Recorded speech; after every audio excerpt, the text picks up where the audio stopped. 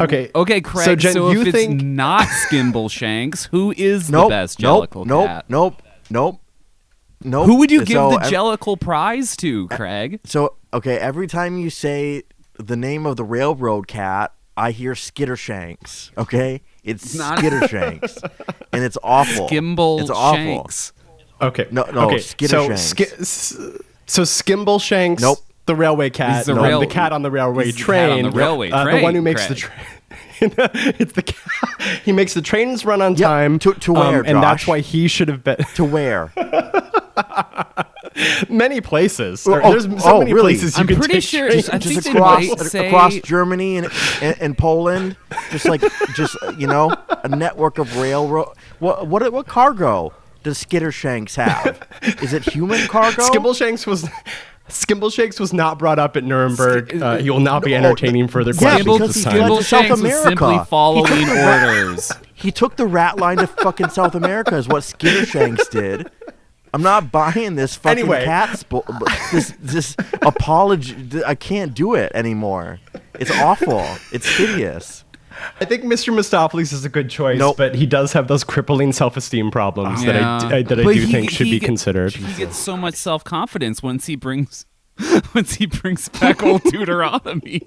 This is how we kill Craig. No. This is how we I feel my skin crawl it's awful. No, it's terrible. I hate these cats. I hate these war criminal cats. I really think that once you're past James Corden, the movie's pretty good. Unfortunately, he is early on, and it is quite an obstacle. Yeah, but once you're clear of him, I think you're good to go on Cats, Craig. I think you'll love it. Yeah. Oh yeah. Yeah, because right after him is Mungo Jerry and Rumpelteazer, right? As memory serves. I think so. Yeah. Mungo Jerry. And Rumpelteazer. Put some respect on their goddamn names. Mungo Jerry sounds like a racist Disney character that they scrubbed from the record. Jesus Christ. like the first one cut out of Song of the South. Yeah, exactly. Yes. Every name in Cats does sound like I'm trying to prank you, but those are all the real names of the character. Gus, it's awful. The theater cat, has a pretty normal name. It's Gus. All right. We like Gus. Mm-hmm. He's taking this one much better. Yeah. He's the cat at the theater door. Oh Jesus! Okay. So I think we're getting some good vibes from Gus. So I think that might be the closest to your Jellicle choice. All right. What about Grisabella? That's almost a name. Okay, yeah. that's okay. No. That's no. That's awful. You can't vote for McCavity, Craig. Who are you gonna fucking vote for the Jellicle choice? No, when you say these names, I feel it like burning engine oil, but it's like entering my lungs. But I can taste it. I can taste Grisabella like tar burning. It's hideous. It's like an Exxon Valdez spill of a name. You know what I mean? It's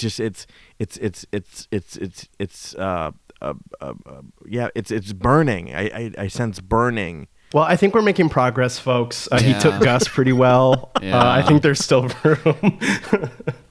Craig, if I said the name Rum Tug Tugger, how does that make you feel? That's a sex crime. That's a cat that does sex crimes. Jennifer, you knew he wasn't going to take Rum Tum Tugger very well. No, that's forcible. Of course. No, that's a pervert. He's a sex offender. By the way, Jen and I are Mungo Jerry and Rumpelteazer. Of course, yeah. In case you're goes without saying. No one was wondering because it's so obvious. Hello and welcome to Swim Fans. This is your movie podcast for the week. I am your co-host, a brand new French-Spanish pigeon that's never been used before. I'm Josh McKenzie. I've got a new lease on life, but I gave a truck driver PTSD. I'm Craig Neeson. I'm taking the simp that kidnapped me to the rectum from Irreversible. I'm Jennifer Hawking. When I saw that scene, I was like, this is the rectum. And then I'm like, or is this just a bar in France? Where else could they be? There's no women there. Me, whenever I see a bar in France, is this the rectum? I mean, A lot of they have aesthetic franchise, similarities so going on. This week on the show, we are talking 2002 Brian De Palma film, Femme Fatale. Just do it.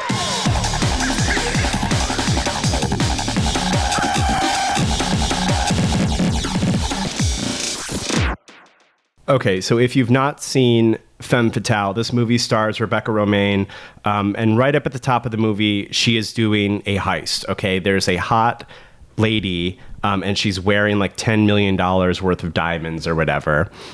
So Rebecca and her two associates are going to get the diamonds and then swap them out for duplicates and make their clean escape. Pretty basic heist stuff. So the heist is going down. It's going pretty smooth. And then Rebecca and the model are having like a lesbian encounter in the bathroom, which is, I thought, not part of the plan, but is very much part of the plan. In order to get the various pieces. It goes awry, however, when her associate sort of interferes in the plan, shoots a guard. That guy himself gets shot, and Rebecca makes her escape with the diamonds. And she opts not to kill the sort of kind of like threatening man who is telling her, "You better kill me or else." And she says she doesn't do that. She just leaves and makes her great escape. So she escapes from the diamond heist. And then right after that, another member of the same organization or whatever, like confronts her at a hotel. Because what she's trying to do is that she's lost her passport, so she can't get out of France. She's an American. She can't leave France. So she goes to get another passport, but she's intercepted by another guy from the same organization who like throws her from like a 3-story balcony. And she is like sort of nursed back to health by people who think that she's somebody else. So she is sort of recovering in this bed, and she realizes she's in the home of a woman who looks exactly like her. And this woman has just lost her husband and child, so she is absolutely bereft, like suicidally depressed about, of course, losing her family. So Rebecca's character is sort of like bathing and enjoying this woman's home. When the woman herself comes home, she has these tickets to America. She wants to start a new life. But Rebecca intercepts those because she's going to use them for that purpose.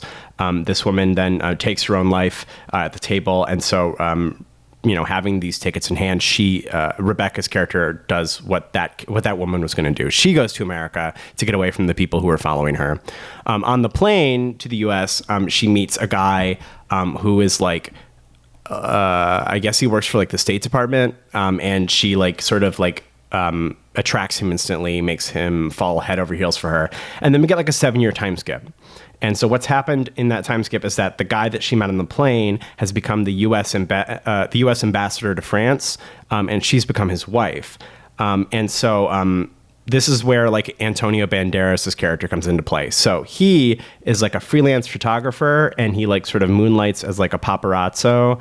And so he's been given a mission to capture the image of the ambassador's wife. She's been very camera shy, and for some reason, the French public is extremely curious about what the American French ambassador's wife looks like.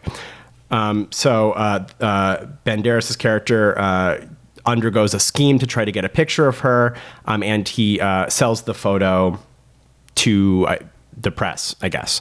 And so the photo is released publicly, and we can tell that the men who have been hunting Rebecca's character for the past 7 years now know that she is back in France, and they know who she is.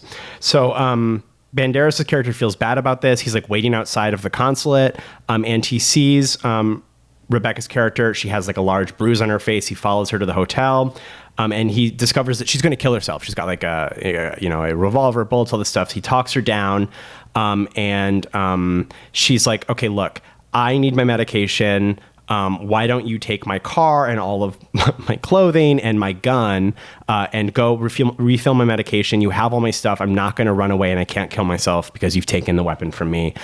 So go." So he goes to the pharmacy to get this medication refilled. Meanwhile, she savages like a hotel worker with a bottle, and she also calls in a police report to say the car was stolen. So she's now like got a plot within a plot. So she is now framing Antonio Banderas' character. She has stolen his keys, okay, and she has made him look like he has kidnapped her or like taken her belongings or whatever. So he gets picked up by the cops having all of her stolen stuff. She's pretending to be kidnapped. Like she's pretending to be kidnapped, and Banderas' character is the captor. He goes back to his place. He sees that with his keys, she has broken in. She has sent like a ransom letter to the American ambassador. So he knows where her plan is going to go down. So he goes there early to intercept her. And now she's like dropped the act. She's no longer pretending to be this French woman that she's been pretending to be. She's now like her like regular American self. She's just fully wild. And at this point, she's like, so what's going to happen is I'm going to get my husband for $10 million and I'm going to disappear and you're going to go down for it. And that's just the way it's going to go. And then she's like, well, we have a couple hours before the money drop. Do you want to go to the Rectum from Irreversible? So they go to this bar and she's just like vamping. Like, so she's just sort of like attracting this guy who, she is like dancing for him, giving him like a lap dance, like doing like a striptease. And then this guy makes a move on her. And Banderas' character jumps in to like defend her, beats this guy up. And then they have sex. And he's like, let's run away together. And she's like, be so for fucking real. I want $10 million. So finally the money drop happens. And the money drop happens. Banderas tries to foil it. She kills the ambassador. She kills Antonio Banderas, and then the guys who have been following her get her. They like throw her off a bridge into the water. So all of that has happened, you guys. But now we're back in the French lady's house from the beginning of the movie. That was all a dream. Rebecca Romaine was like given the Apollo's gift of prophecy, and so she has foreseen the next 7 years of her life. So what she does now that she's back in time is that she stops the woman who looks just like her from committing suicide, and she says, hey, don't kill yourself. Get on this plane to America. You're going to be seated right next to this guy. He's a nice guy. And you can like sort of find new meaning for your life and move on. So the woman sort of like believes her. And she takes this guy in like a truck, gives her a lift. He really likes the necklace that she's wearing. He wants to give it to his daughter as a present. So she gives him the necklace. Then we have the time skip again. And so a scene that I neglected to mention earlier is a scene where Rebecca's like partner or friend is killed by the men looking for her. So that whole scene plays out again. Okay, but this time, because things have shifted, this truck driver who's not a character in the movie, is just an innocent truck driver. He gets like blinded by like a ray of light, and it reflects through the necklace that was given to him by the French woman, and it blinds him. And instead of killing the partner that happened in the previous timeline, he kills the people who were trying to hunt Rebecca down for their backstabbing. He kills them instead. And now Rebecca's free to enjoy the $10 million. She never got married.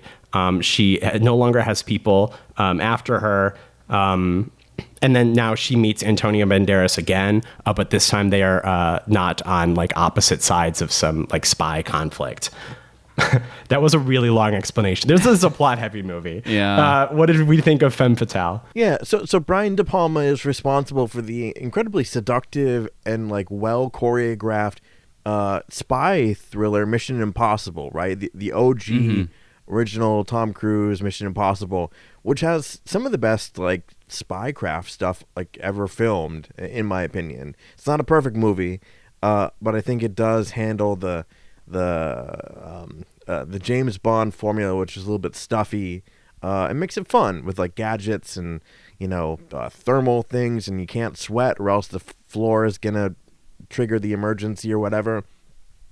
It's weird to see him do similar movements here with like spy caper stuff, but do it in a way that is like kind of like mildly like incompetent or something. I think like from a writing perspective, I mean the script is just insane, right? Like to me it reads like French outsider art. This is just like a continued elaboration on like a spy fantasy until it like loses all of its form and it becomes completely elastic. Like it's like, yeah, what if there was a photographer and the photographer photographed her and it was a bad thing, but what if she was like went back in time and she could redo everything. Like there's whimsy at the same time that there's just like complete and utter like a childlike a childlike disposition to the whole genre. It's a spy caper, but it's like, what if Rebecca Romijn decided to like not be a horrible person, and what if her doppelganger set into motion a chain of events that would see the baddies impaled by a poor truck driver. It's all very like insane and nonsensical. But having said that, like it is like a really seductive film. I think Antonio Banderas, his performance is always great. He's no stranger to playing queer roles. Pedro Almodovar apparently kept him in a cage and made him play gay a bunch of times. There's like that moment where he's like super femme. And he's like, I've lost my disc in here, it's like really truly delightful to talk about this. And like Rebecca Romijn and Antonio Banderas are like two of the most beautiful people on the planet, and like have them playing opposite each other is really something. And like the imbalances of power between them, Rebecca Romijn has all of the power most of the time, and that's great. The movie is called Femme Fatale. She really does command the screen in a way that I don't think I've ever seen her do before. She plays assertive and diabolical really well. And like for like a spy caper, it's sufficiently sexy.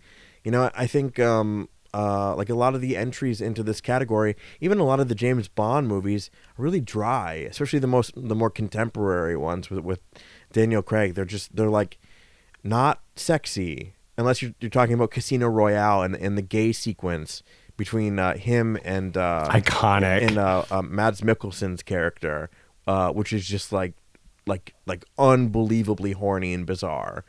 But yeah, this movie, it manages to do all that, to make sexy work, to make going back in time, it was all a dream and I can redo everything work. But yeah, it's like it's whimsical in a French outsider art way, which means like that it's full of like oddity and curios and so on, but it's ultimately like not a good movie. However, it's enjoyable, right? It's delightful. It's not a good movie, but it's full of like little moments, like the sexy snake outfit, which isn't an outfit, it's just like a piece of jewelry that you can extremely see nipples through. Like with the worst skirt in a men's history. It's slapped on in a way that I've never seen before. Like the juxtaposition between elegance and like just whatever you have lying around has never been starker. Just like $10 million worth of a snake that's custom coiled around you, and then just a skirt. Some shit from the Gap. Yeah. No, like it's shit from Joann's Fabrics. It's amazing. Right. Yeah. Just off. But like the movie's just full of color like that. And yeah, again, like if you're sinking into this movie's wavelength, I think it's really kind of remarkable. Strange and like discordant or something, but remarkable. Yeah, I think I basically agree with you. I didn't really know what to expect from the movie. With the title, I was, like something closer to like Dress to Kill or Body Double. But then like once we got into like doing Mission Impossible stuff, I was I had other expectations, and it just kind of kept being something else. And I felt like I never really got my foothold in it. But like that didn't stop my enjoyment of it, because each set piece is kind of like its own little like universe of weird, and like stuff doesn't really fit together, but it never hindered the movie in a way that I cared. Even like, because I never really like cared about like the characters or anything. Like Antonio Banderas is really charming in it, but like Rebecca Romijn, she gets into like antics that I don't really think are charming. I think she plays steely like really well. She plays like cold. Couldn't be bothered with that she's murdering you like really, really well. But like the movie kind of in the back half kind of lands into this like high concept romance modality, and I feel like we never see her be like a romantic. The movie's called Femme Fatale, right? I know we're expecting like a cold woman, but there's no like dissecting the trope or like swerving. It's like she's just kind of a cold person. And so when the movie kind of like expects you to care about like doesn't he like run away with me at some point? Like why? Like why would you ask her that? She seems terrible. Yeah, the end is like a real wild swing. I think I'm like okay with it in a way that I'm like not okay with it when a bunch of other movies try to do similar shit. Because I think they do a good job of making that whole scene like so surreal and like kind of like magically detached from like reality to where like your exact double can appear in front of you. And I think it's fine if that's just some sort of like weird time nexus that offers you impossible solutions to your problems. Like that's if it like there's one scene that's just like kind of Freaky Friday with it, like that's kind of fine to me. I don't know. I liked it quite a bit, but yeah, it's definitely weird. Yeah. I think that Craig is pretty on the money here. Like, I think there's like scenes I like. I really enjoyed the heist stuff because I love a heist movie. I know what I'm about. Pretty fun. I even liked sort of like the discrete package of the scene where Banderas is trying to talk Romijn's character out of not killing herself.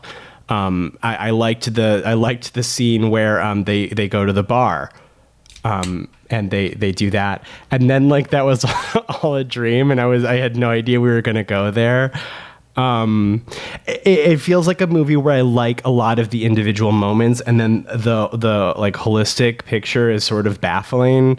I guess not in like an unpleasant way. Like I guess Jen was saying, like they go for it at all times, so I can't be too mad about it.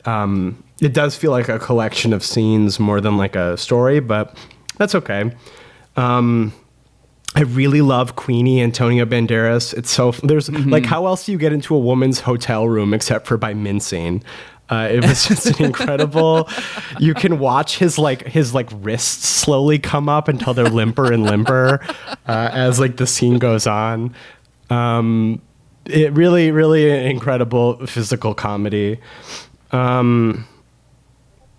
Yeah, like I sort of liked Romijn's like brain genius character because like a lot of, especially during like the middle of the movie, I'm like, what is her plan exactly? Like when she has Banderas go refill the medication and then he gets arrested. She reports him and gets him arrested. And then the American ambassador's like, my wife's fine, actually. She's not even kidnapped. Please go away. And then I'm like, what is happening? Like, what?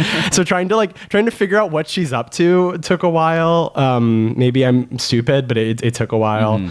I think as a collection of moments, it's pretty fun. And it's De Palma. So like I would say the camera work is pretty interesting. At all times, like they're like actually the first scene of this movie, the first shot is amazing. Like they're watching she's watching Double Indemnity on a TV screen, and so you can like see her reflection in the TV, and it pulls out, and you're seeing like the French subtitles because she's watching it on a television, and it keeps pulling out, and then you see her real head, the subtitles, her reflection, and then Double Indemnity on the screen, and it keeps trucking out until it's like the whole room. Kind of crazy, that shot. Really amazing. I liked I want us to talk about this, but there's like a lot of like symbolism of like water, running water that I want to unpack. Like when in like the dream timeline, when her lookalike is like trying to kill herself and her fish tank is overflowing for some reason. And it's just like water cascading off of the fish tank. And then in like the real timeline, it's like half full. It's like a normal amount of full. It's interesting. So there's like some interesting sort of like visual storytelling going on. Yeah, I think it shakes out to like, okay, it's a bunch of like interesting scenes strung together in like a weirdo kind of way that went for it. So at least there's that. Mm-hmm. Yeah, I mean, I guess maybe I want to start there. There is like a lot of like water symbolism in here. So like the like starting off with like the heist, there's all of like their code names are like sort of like aquatic for some reason. Like one of them's in a wetsuit, but he's like in a tube. I'm not sure why he's in a wetsuit, but so they call him wetsuit. There's like aquatic stuff there.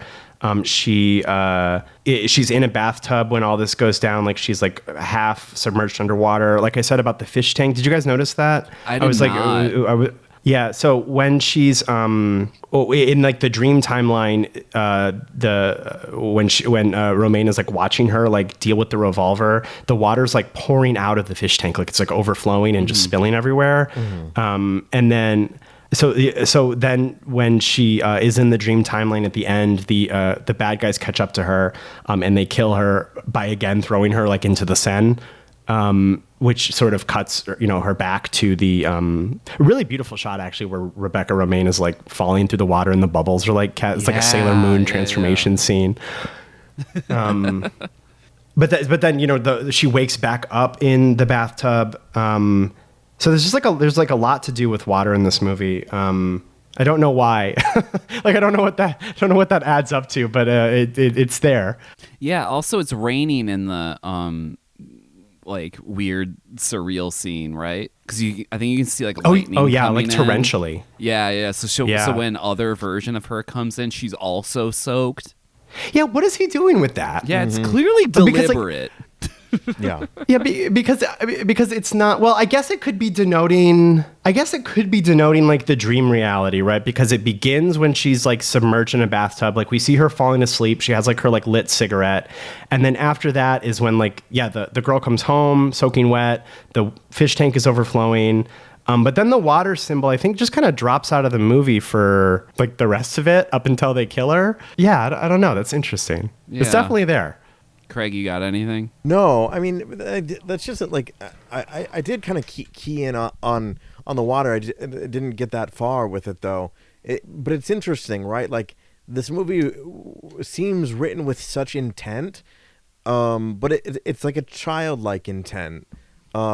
It's very I don't know how to describe it other than it feels like outsider art. It's like someone had like a very specific passion project. It's like if you hired Henry Darger to write your fucking like spy movie, like it's like there are elements here that of like the double cross, like triple cross, or like the duplicate life and the dream sequence and fate and all of these things, which are like. I mean, especially the idea of like changing one's fate, but situated in a movie that's about like a hardcore, like completely how do I say this? Completely the Romaine character is only interested in her survival, right? And that's it. Mm-hmm. Like all other considerations, the company has told her crew expendable. Retrieve life form, and she's just all about that life. But then, she's like, oh shit, like, after everything goes awry, she's like, oh shit, I can make change now. But that's weird. That's weird. Like, and even symbolism, like water, which again, yeah, like that fish tank in the beginning, I completely forgot about. It's like, I don't know that I've ever seen like a noirish, like thriller thing, like also have these like attendant expressive symbolisms going on. It's just it's a weird mishmash of like different genre movies, or like yeah, it's like a composite of like two different types of movie, three different types of movie. Yeah. Like the French romance movie, and then the spy movie, and then the choices that one makes in their life to change their fate movie. It's just an odd combination. Yeah. Yeah, because like it really does sort of divide itself like that. Because like, because like like you said, De Palma already made Mission Impossible like 7 years before this. So like, yeah, he like locks, like it's like laser focused, very serious heist movie. Like I don't think it's like winking at you. There's no like subversion really. And then it becomes this. Yeah, and I think that's when it sort of begins to take on its like sort of like noir characteristics. Like she meets a woman, or she's found by people who are friends or relatives of somebody who looks exactly like her, which is that kind of like noir contrivance that you can like bank a incredible movie off of. Yeah. And then it becomes. It sort of like I think stays in that modality right up until she wakes up in the bathtub and you're like, what, man? Like what's happening? And then it's like, did you know that you could change your fate? In fact, like if you go on this plane, you'll meet a very nice man who can do it. And then when that happened, I was like, she's sending this lady to die. Because those men who are hunting her are just going to murder that nice French lady who lost her husband and child. Oh, I didn't even consider that. Yeah. Holy shit. Right. Yeah. Like she put her because they look identical. Yeah. And like she had no way to know that orb that an orb would make sure that she doesn't die. Ultimately, seriously, yeah, or that even the orb would spare her lover or whatever. The extremely camoed out, we never see her face supermodel. I love those fucking shots, by the way. Just we're seeing like this typical like model physique. With this, this incredible I don't know how you'd call it, like a fucking like safari ass camo hat, a safari ass like tank top, short shorts, and these like it's hysterical. These boot stilettos, and they're just like we're seeing like slow motion of this character like walking through the world, and importantly getting chased down and then ultimately murdered. By the two baddies, but yeah, like it's beautiful, but it's interesting to consider like the character chooses without knowing that she's like essentially putting other people like in danger. Like it's like her choosing herself again, but this time she's like, oh no, that's a bad thing that I don't want to happen. Yeah. But weirdly, I think based on the character that we've seen of Lily, Romaine's character so far, is that it sort of makes sense that she would be like, you should go have 7 more years of good life and then you're going to get fucking iced when you come back to France. And that's really good for me. And I would really appreciate that. Because that's the way that she's conducted herself the rest of the movie. So when it becomes this like butterfly effect type moment, it's definitely a turn. It's definitely a strange left turn. She comes back and Antonio Banderas is goth for some reason.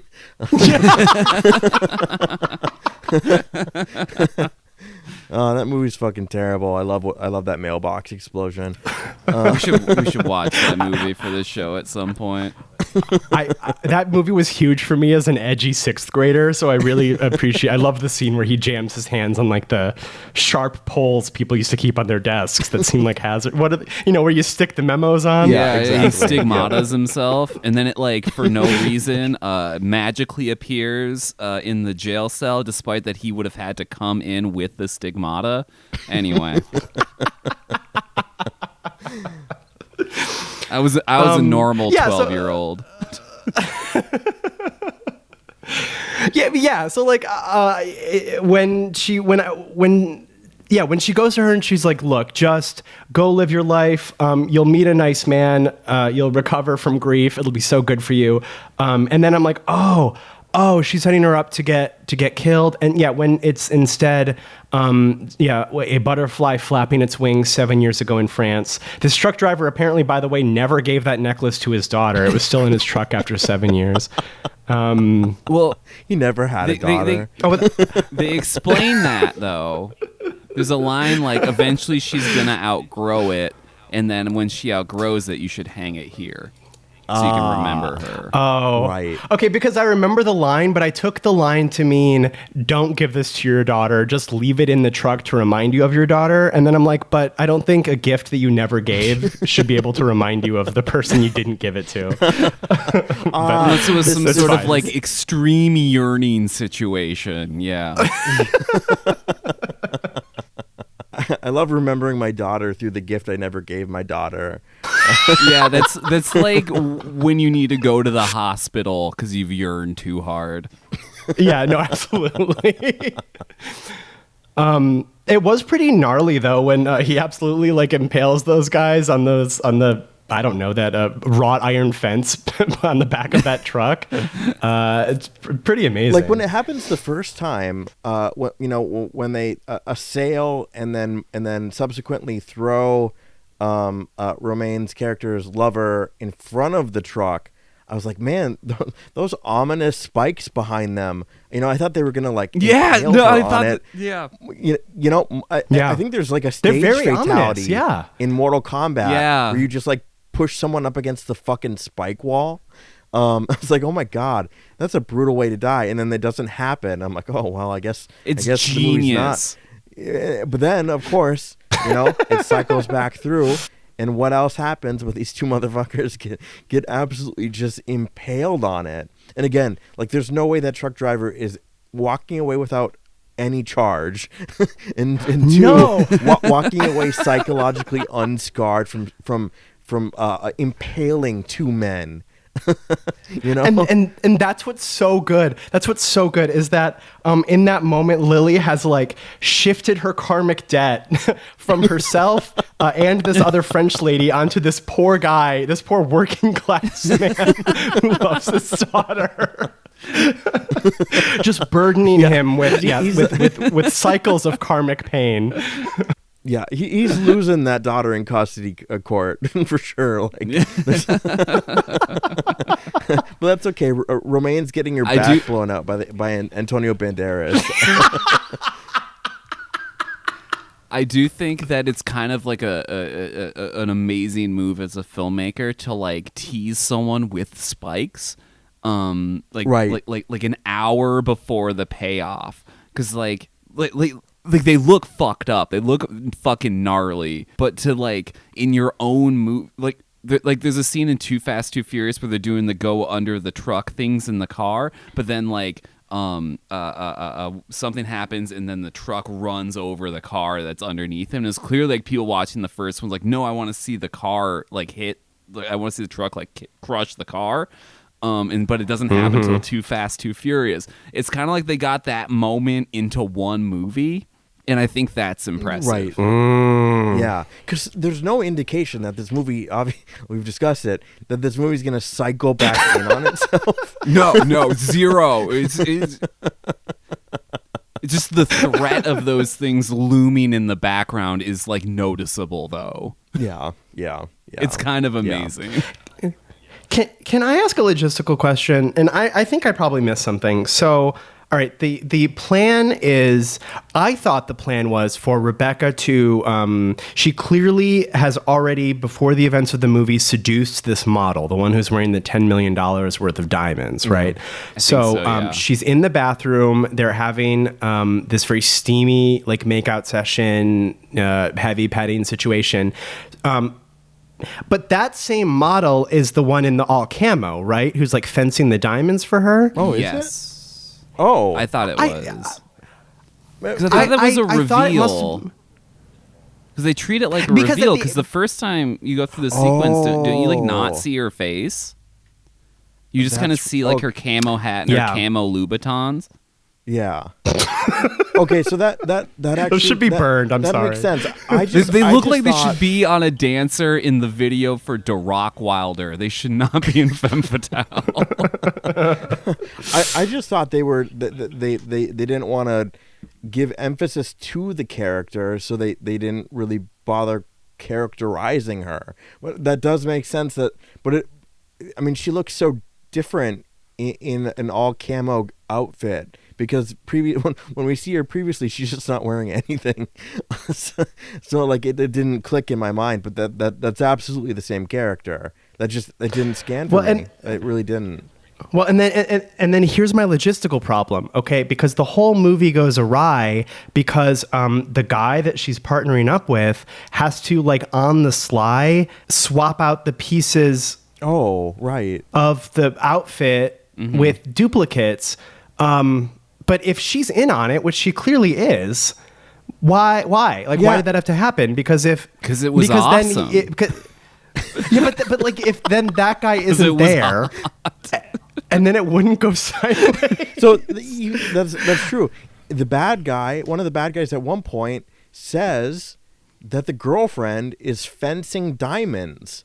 That's not a trade. You're not a supermodel who wears diamonds and then you also fence diamonds.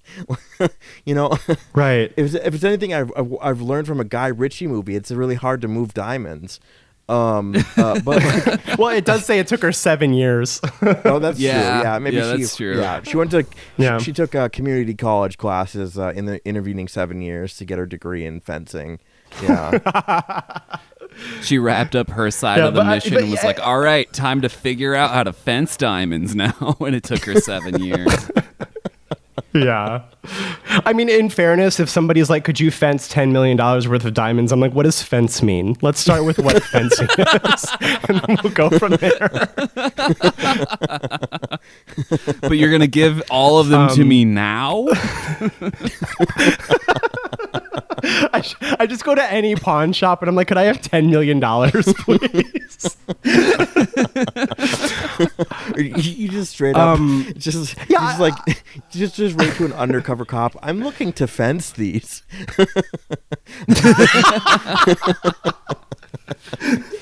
Yeah, me to the most fed looking motherfucker on the street corner. I mean, okay, look, I probably just missed something, but I only sin thoughts it because it is the like entire inciting incident for the movie. So I just am confused. It's okay. It doesn't matter. It's not a big deal. I'm just confused by it. And then I'm like, well, does she have two model girlfriends? So they could make out, you know? That's true. If this was two guys, would you be complaining? You're so right. Actually, when I was watching this, I was like, man, we need this for guys. This never happens for men. I want to again revisit. I think her name's Vanessa or something, the model. Or Veronica, something with a V. I do want to revisit her skirt. It's so fucking funny. Okay, so like we talked about, she has this. It looks pretty good on screen. This like snake sculptural thing that's like kind of covering her nipples. And nothing else on the top. And then she has maybe 8 inches of just a piece of fat. I'm not positive that it's hemmed. No, I don't think it is. It looks like raw fabric. Yes. There's no like style lines on it. There's no like sort of zipper or like any sort of fastener on the top. And in fact, I want to say it might be elastic. Like I think there might be like some like the ruching that happens when there's an elastic band in something.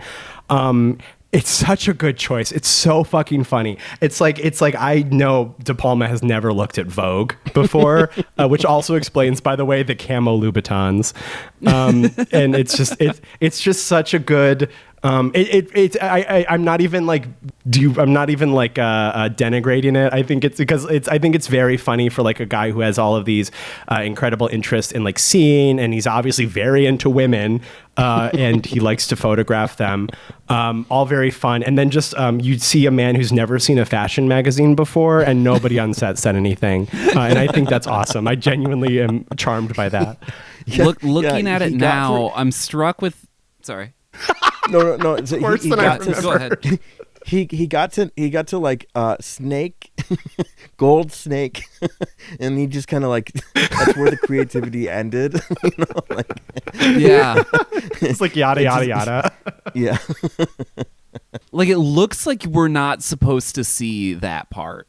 Like it's Yeah. like Right. If you look at the screenshot I posted in the Discord, it's very low, and it seems like it could easily have been framed out of the shot, but they didn't. There should be some sort of complementary gold like bottom piece, but it's not there. Listener, Yeah, it looks so like funny. now that I'm seeing it again, it looks like if you cut a pillowcase in half. Yep. That's because that's exactly what it looks like. That's so good. I love that. That's amazing. Yeah, it is like those what is that like widescreen Malcolm in the Middle release where you can see all the parts of the set that weren't composed for the shot, and so it's just like ruining everything. It does sort of look like that. Maybe the bottom was just too revealing, and she was like, "I'm not putting that out on in front of people." Yeah. It was another snake. Just like, Yeah. Mr. De Palma, not happening. Not in my contract. Sorry. I love Romaine's like slicked back hair in this. Like the she has it, I guess, until the kidnapping scene. Just her like blonde. I guess if it was loose, it would be like a short bob. But like when it's slicked back, I'm like, we have to start slicking people's hair back again. It's time. Yeah, she looks so good. There's the kind of hotel sequence moment where she's totally dressed like she just walked out of a Hitchcock film, which I think might be the point. But like the way that she's styled just throughout this film is really impeccable. I don't know. I don't think we've watched. I don't think we've had her in a movie yet, have we?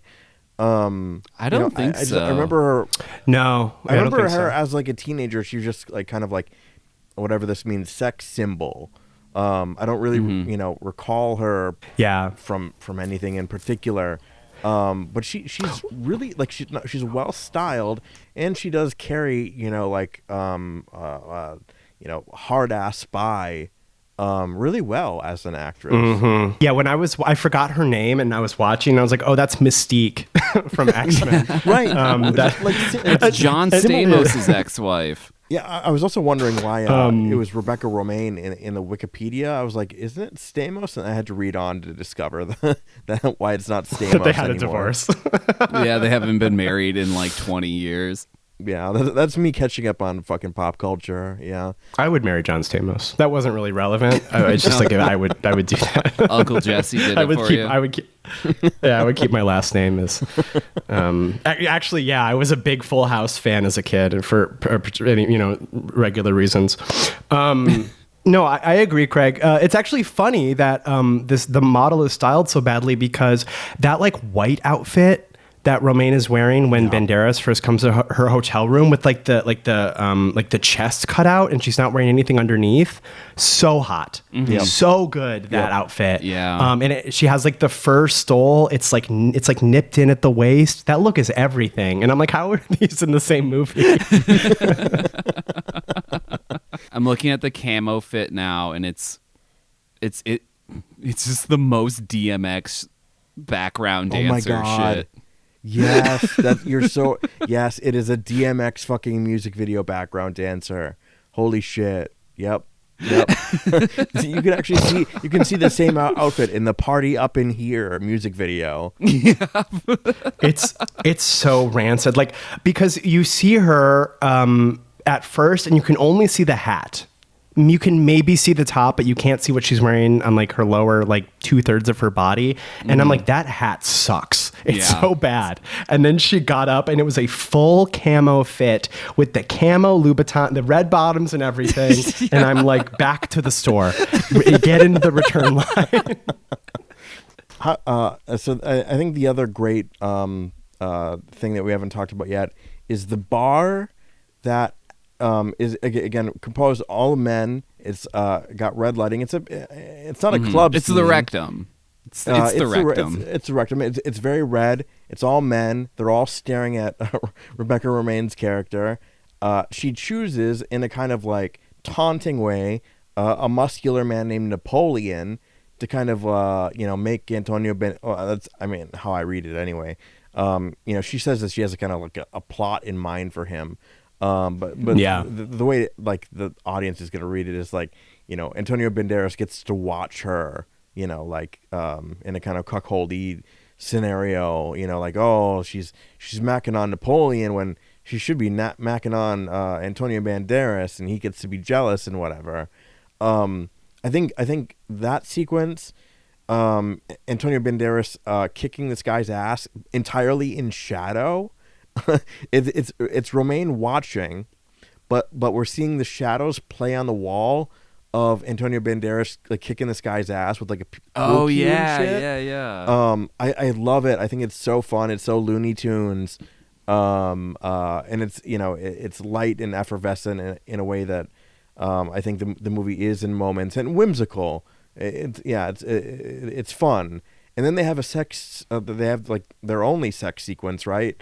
And it's pretty incredible. Mm-hmm. They're like having sex on the pool table, and like initially, like Antonio Banderas is like a little dominant, but of course, Romaine's character has to like take charge at a certain point. So then she's on top. It's really good. Like it's really like, we've talked about all sorts of different types of like sex sequences and how they work and don't work. Whether it's like I was about to say sans soleil sex, which Chris Marker did not film that. Yeah. The least horny movie I can think of. Literally, yeah. Cirque du Soleil sex, like the fucking Jeremy Irons movie. But this is good. Yeah. It feels like tactile and real, and very like heated.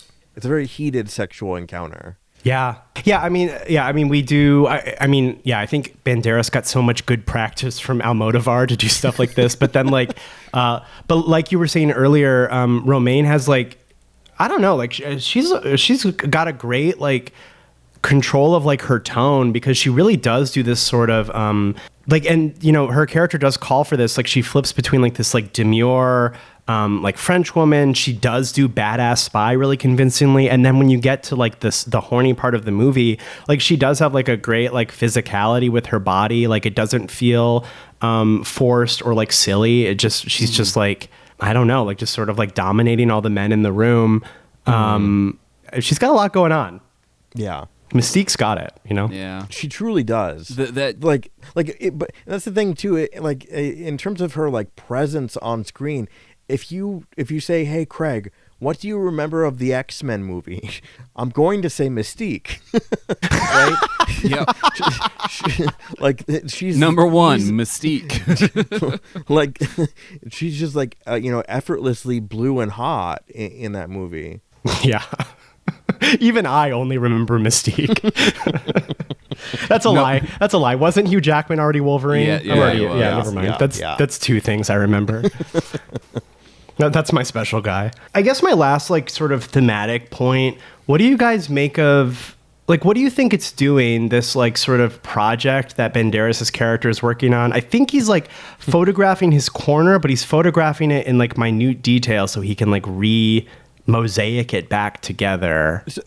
And that's very specific, and I don't know why. So one of the funny things that fucking got me at the end that I had to rewind a couple times was the credits roll, and one of the, I think the second or the third credit is special art project by something De Palma.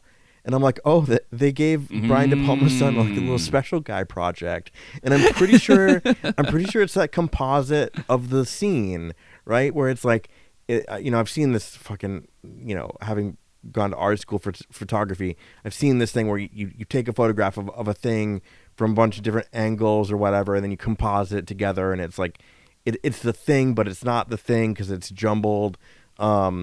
But yeah, it's like that. He's waiting for the perfect light, which then like is like the final shot of the movie, right? When she gets the money and there's like a light or something. There's like a little like glowy something. But yeah, he's got his like amazing fucking deck that he's punching. It's like an iMac,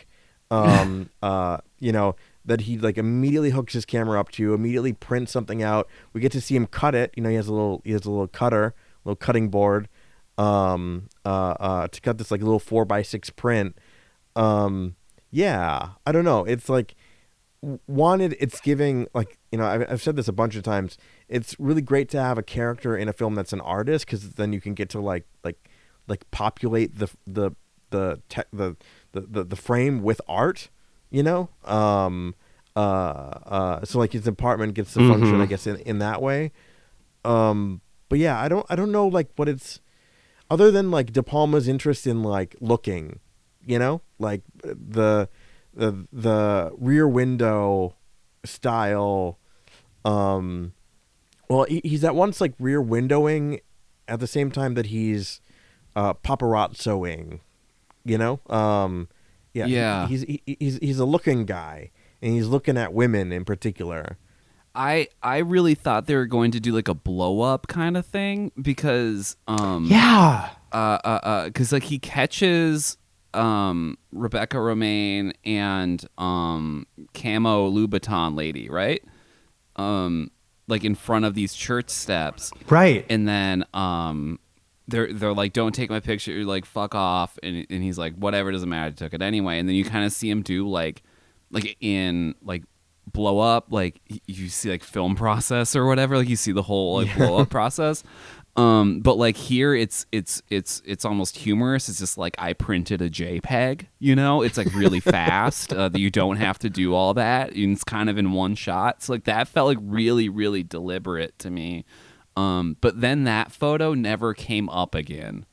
Yeah. You see it at the end of the movie. There's the big pull out or whatever, and it's there along with like the truck, the truck light beam, the trauma light beam that God sent down to curse that one truck driver. That one motherfucker in particular. Antonio Banderas has happened to catch divine intervention on his film. But yeah, I don't know what it is. It like, man, we're all moments or something? Like that's all I got from it. Because like it's very specific. And also Banderas' character doesn't have, like, he's fun in the movie, but he's not like a rich character. So like, I don't know I don't know how that's supposed to inform us about him, or like about them. I guess, yeah, maybe the movie's about like moments, the one in the evil timeline was cursed, but this is the right moment, to which I would say, yeah, I suppose that's true. Yeah. And he give her a wide shot, give her a moment. Mm-hmm. Yeah. I almost forgot. Oh, sorry. Go ahead. No, go ahead. No, finish. No, cut me off.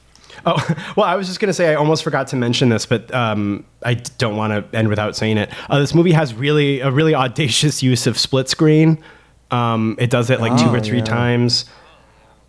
Pretty good. It's not typically my favorite cinematic technique, but here I think it really owns.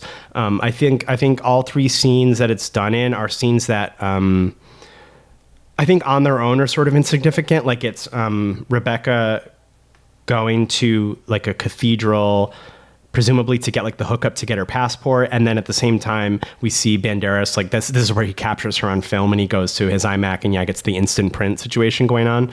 And so it's like scenes that I think could be kind of inconsequential or maybe even slow on their own, but when it's cut like this, it does make them pretty exciting. And I think the 2 or 3 times he does it are all pretty engaging. Yeah, split screen for me is one of those things where it feels like it's hard to do, but when I see it done well, I really like it. Mm-hmm. Yeah, definitely like neutral positive on these. I think, isn't there one where it's like we're seeing Antonio Banderas on the balcony and we're seeing him from like a slightly zoomed out position on the balcony? Yeah. I love that one. I thought that one was fucking fantastic. Like, and then, again, that's that meta layer of like, we're watching Double Indemnity, but then we're watching Romaine watch Double Indemnity, and then we're seeing Banderas from one kind of like focal range, and then like another focal range. I thought that was really cool. Yeah. Mm-hmm. Yeah, that one was really captivating. I agree. I like that. Like they don't feel overstimulating either. Like, I mean, he's like probably the best to ever do split screen, but like it'll kind of relax on one side while the other one is like picking up steam to allow it to like refocus onto something else. And then kind of like really kind of deftly draw you into the other side. It's very satisfying to watch. Yeah. It's just, yeah, I agree. There is like such a, I think, difficult balance. Yeah, it really owns. Yeah. I can't believe I almost forgot to mention it. Information overload in a really negative way, where it's like we have like, we're meant to like, pay attention to two frames at the same time of like consequential action, but like we said, it's slightly inconsequential action, and I think that's what makes it like we can metabolize it and we can kind of savor what's happening because it's a little slower, right? But in that way, it imbues the kind of like non-specific, non-special act with a bit of like little panache, little something. I think it's very it's deployed very well.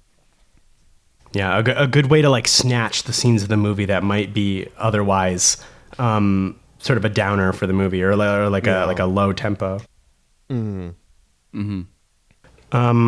do we have any final thoughts about Femme Fatale? I've seen more Fatal Femmes, by the way. Yeah, I have never seen a mini disc be the key item like in a movie. Like I think I've seen mini discs in movies, but I've never seen like the functionality of a mini disc player be so used. I love the aughts.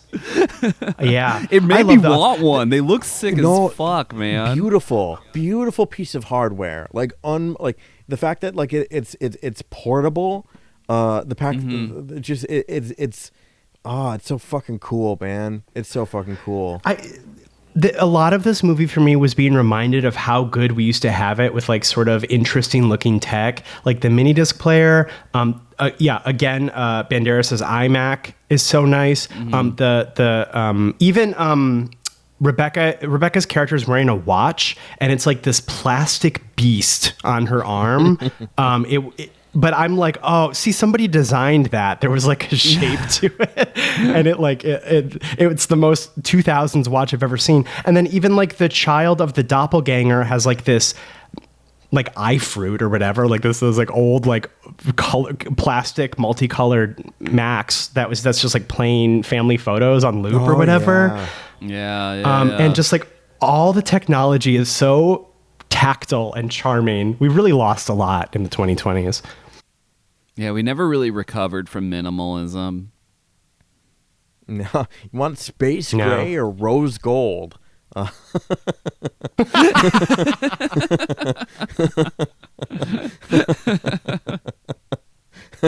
Would you like bugs today at the cafeteria or Soylent? Bugs we'll be sludge. undoing the crimes of Apple for a long time. I gave this... What did I give this? I want to say 3 stars. Let me look. I think I gave it 4. I'm gonna. I gave this 3.5 stars. I gave this 3.5. I thought it was like a ton of fun. Yeah. I'm just glad to get De Palma back on the show. Yeah. Been a while. Well, thank you so much for listening. Do we have any questions? Yes. I think we have a few actually. Okay, let's choose one. From Naji Kirima, if you could temporarily erase your memories of one work of fiction so you could experience it again for the first time, which one, if any, would you choose? Oh, I know. I'll go first. Mine is not a movie. It's not a television show. It is a video game. It is the entirety of the Zero Escape franchise. Let me tell you about it. So if on the Nintendo DS, you can play 9 hours, 9 persons, 9 doors. Incredible. Very fun game. Wish I could play that again for the first time. But what's more important is that the direct sequel to 999 is called Virtue's Last Reward. Heater, top 5, possibly top 3 favorite games of all time. When it came out, I was still in college in the Upper Peninsula, and I just sat on my bed for like 30 hours and played the game. Like, I didn't talk to my roommate. I didn't leave in any meaningful way. I just played my PlayStation Vita on the bed. And my boyfriend and I replayed it a few years back. It still goes fucking hard. And because it's like, so it's such like a mystery game, room escape type deal, like it really benefits from going in, for the first time, getting to uncover like what the fuck is going on, for the first time. So yeah, if I could blitz my brain, that's what I would do. Craig, what do you got? I guess I'm going to say the first thing that came to my mind, which was, The Hobbit, which I think was probably my first encounter with a work of art that really, really knocked me on my ass. Like it's such a simple book. You can read it in an afternoon, but I would have been in like 4th grade or something, and I just remember how vivid Tolkien's world became. Like, my little mind was seeing Mirkwood and was seeing, this man that could shapeshift between a bear and a guy, and it could see Smaug and this little hobbit that could be invisible, and like just the idea that like one could conjure. And I think a lot of, I think we've joked about this in the past, where I'm firmly like a high fantasy guy, where you two are more like cyberpunk. If I'm gonna like be a little like oversimplified, but like encountering that like as a child really was like, holy shit, like art's cool. Yeah. But yeah, like, and there's even a moment where I think it's Bilbo is asked to go climb a tree in Mirkwood so they can kind of like get their bearings because they're lost in it. And he climbs the tree, and Tolkien does such a beautiful job. Like the like oppressive darkness of Mirkwood, briefly gives way to like Bilbo seeing over Mirkwood, and he encounters what he describes as a black emperor butterfly, which as an adult I'm like, haha, Godspeed you, Black Emperor. But like, it's just like, like that way of like conjuring like texture and inventing worlds out of words was just such a crazy fucking thing. And yeah, like that first experience, I guess it's more of like reliving the first experience, which I don't know if I could boom memory erase and like have the same experience I did as a child. But like that's an experience that I often think about, and I wish I could like relive in a one-to-one way. Yeah, that's my answer. I love that. Yeah. Mine is the world of Conoco. Similar to Craig, I would like to go back and experience it in exactly the same situation that I saw it in, because it was really kind of weird. It was at the Music Box in Chicago, and it was at a midnight screening, and it was in the small theater because the large one was doing a Rocky Horror screening. So the lobby was just like full of Rocky Horror people, and then like 6 people in the World of Conoco screening, including like, I think there were like teen girls in there. Like, one was like, I can't wait for you guys That's to watch crazy. the World of Conoco. And I'm calling your parents. And it's like midnight. It's like midnight, and it was like kind of just like such an overwhelming experience too, that I just walked home fucking shell shocked. It was great. I'd do that again. Hell yeah. I love that. Those are good answers. That again soon. Yeah, that's a fucking good movie. Yeah. I just rewatched it. It's fucking awesome, man. That thing holds up. It's like the 8th time I've watched it or whatever. It's back in print. Also, get your Blu-rays now. Sorry. I do need that. I need that on disc. I would watch that again. You might want to jump on that. Well, thank you so much for listening. So after this week's episode, after Femme Fatale, we have it's Oscar Mania, baby. Once again, the Academy has nominated, and their voices will be heard. So we will be coming to you with our annual 10 Best Picture nominees coverage. So that will be the next couple weeks. We'll do the first half and then the second half. And then after those, so by like mid-March, we are actually going to do a little bit of a format change. We have had... longtime Doves will remember that quite a while ago, we switched from erotic thrillers to teen movies for a while. Believe it or not, erotic thrillers can get a little exhausting after a while. So we are going to shift to like a fun new concept. So, maybe when that comes out, I'll tell you what that concept is.